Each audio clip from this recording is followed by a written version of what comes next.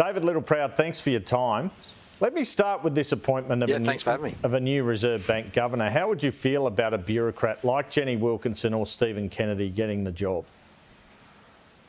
Well, it needs to be the best person for the job, and it needs to be independent of the governor. That's the key tenet of the Reserve Bank governor, and one in which a convention I would hope that the new government respects.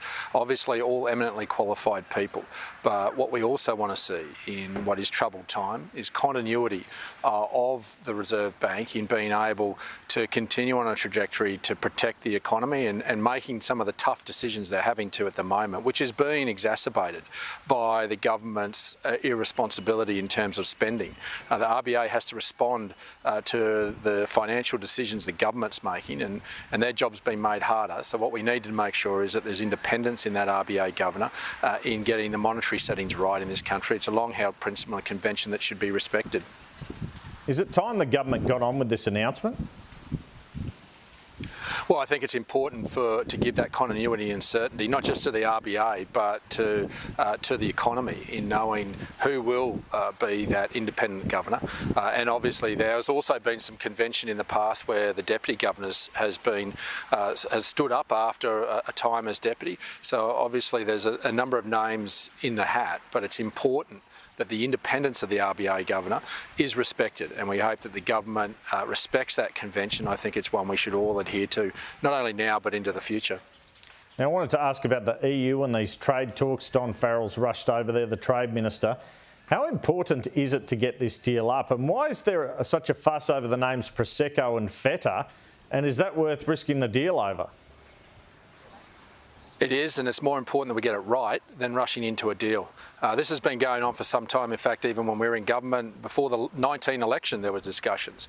And this is about understanding that particularly Australian agriculture will bear the brunt of this. And we hope that we don't become the whipping boys for the rest of the economy in getting a free trade agreement, because it's not just in terms of quotas that we're looking for increased in beef and lamb and wool and sugar, but it's also about geographical indicators and about the EU's attempt to actually isolate the use of those terms just for European product, rather than what we actually enjoy here in Australia, where our dairy industry can use Feta, our wine industry can use Prosecco, and we've been able to use that in a free trade agreement, a free trade environment with the EU. In fact, we import over $6 billion worth of agricultural product from the EU, but only export to the EU about $2 billion. You know, since the EU and UK left Australia in the 70s, we found this place called Asia. Asia's been very important to us, and we've also been able to expand into other markets, not only in Northern America, but right across Central Asia and into the Middle East. So we shouldn't be throwing everything out just to get an EU free trade agreement. It's not good enough. We've said to the government, have the courage to walk away and make sure that Australian agriculture doesn't hold the can on this one. It's important we get this right, not just on quotas, on geographical indicators, but also on sustainability measures. They're trying to impose a lot of European production methods on agricultural production here in Australia that simply won't work and will put our farmers out of production. All right, you got a bit of attention yesterday over your comments on Scott Morrison. You'd never been much of a fan. Do you think he should go, and what do you make of his European holiday and his absences from Parliament? Well, there's plenty of politicians having holidays at this time of the year. I'm going to have a week's leave next week at a holiday in Queensland, in North Queensland. But I think it's important to understand that Scott Morrison and the report and findings was relating to a period when he was a minister. He's no longer a minister. He was sacked from that job, in fact, as Prime Minister by the Australian people. The contract he has is with the people of Cook. He won the election as the member for Cook. And you've got to appreciate that he's obviously also made it very clear that he contests the findings of this report. And in this country, there's always a presumption of innocence. He's contesting the findings around his involvement. And I think, obviously, as David Gazzard said yesterday, it was the advice that he got from the department. I think this is where the speculation's got to be careful in the territory that it delves into, because there is a sealed section of this report. And I think we need to let the judicial forces take its due course. And obviously, if there are no findings, legal findings against Scott Morrison, then he's well within his rights to continue on as the member for Cook. There's strict rules that unless you... Do you expect former ministers to be sued over robo-debt? I haven't seen the sealed section of that report or any further action. I mean, that's for others to contest through. This was about the right intent of policy and protecting Australian taxpayers. It was appallingly executed. Make no mistake, you can't sugarcoat this. You've got to put your hand up and acknowledge that there was a lot of hurt, a lot of human trauma that was created by this failure of public administration. It was done with the right intent, but executedly appallingly.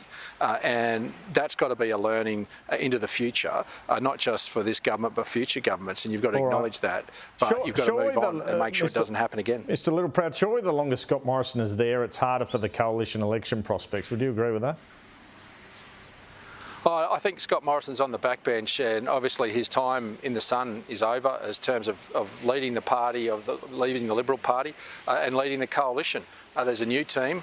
We've set a new direction, and Scott Morrison is there as a backbencher and will remain a backbencher until such time as he determines he wants to leave or doesn't recontest Cook, and that's a decision he needs to make and need to make in the fullness of whether he's still prepared to continue on as the member for Cook. How do you expect the LNP to go in the Fadden by-election this weekend?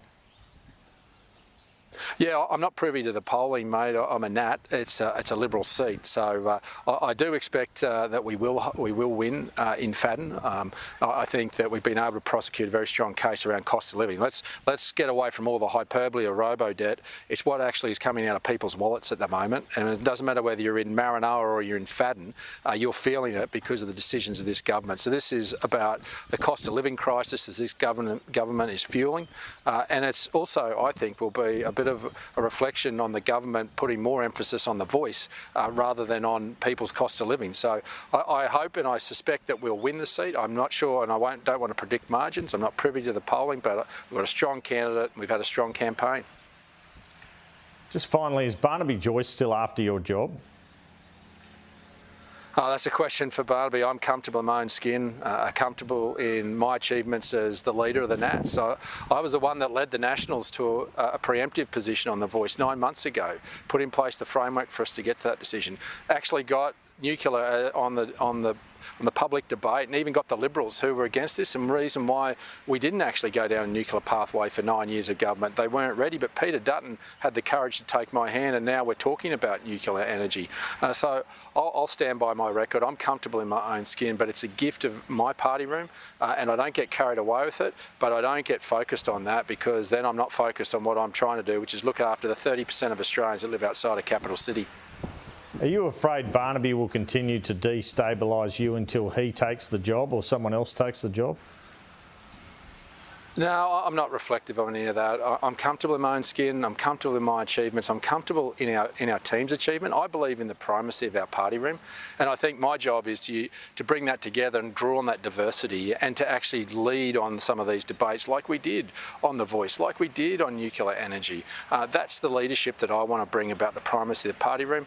And if you focus on other things, then you're not focused on taking our movement forward. We are not just a political party. We are a movement for regional Australia, and regional Australians expect us to focus on them, and that's what I'll be doing. If someone else wants to do other stuff, then that's a reflection on them. I think our party room's moving in the right direction, and we're moving in the right direction for regional Australia.